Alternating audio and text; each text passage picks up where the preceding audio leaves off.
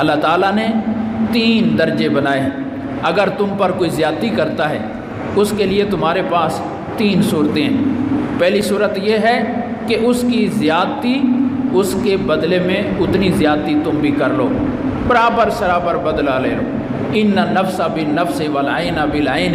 اس نے تمہاری آنکھ پھوڑی تم بھی اس کی آنکھ نکال دو، اس نے تمہارا دانت توڑا تم بھی اس کا دانت توڑ دو،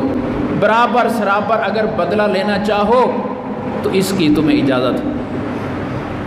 یہ پہلا درجہ ہے۔ اور دوسرا درجہ یہ ہے کہ تم اس کو اپنا بدلہ لینے کے بجائے اللہ کی رضا کی خاطر معاف کر دو۔ جس نے تم پر زیادتی کی ہے اس کو معاف کر دو، اور معاف کرنے میں کئی لوگ تمہیں بزدل ہونے کا، بے غیرت ہونے کا، فلاں ہونے کا تانا دیں گے، لیکن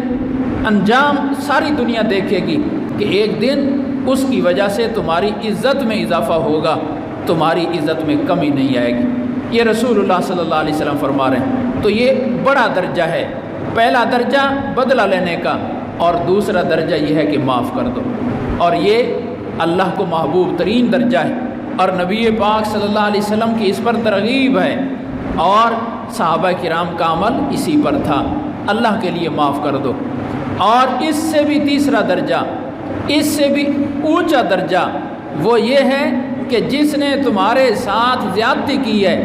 تم بجائے بدلہ لینے کے، بجائے اس کو اللہ کے لیے معاف کرنے کے، الٹا اس کے ساتھ بھلائی کرو،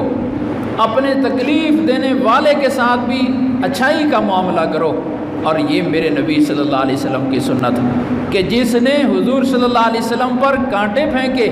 آپ صلی اللہ علیہ وسلم نے صرف یہ نہیں کہ اس کو معاف فرمایا بلکہ اس کی خدمت کی ہے، اور اس کے بوجھ اٹھائے ہیں،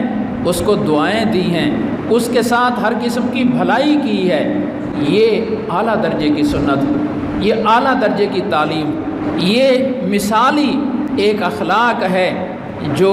حضور صلی اللہ علیہ وسلم نے کائنات کے سامنے پیش کیا کہ اپنے ساتھ زیادتی کرنے والے کو زیادتی کا جواب بھلائی کے ساتھ دو، زیادتی کا جواب اس کے فائدے کے ساتھ دو۔ جو تمہارے ساتھ ظلم کر رہا ہے، زیادتی کر رہا ہے، ناجائز کام کر رہا ہے، تم اس کے ساتھ ہمدردی کرو۔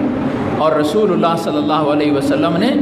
پہلے درجے پر زندگی بھر کبھی عمل نہیں کیا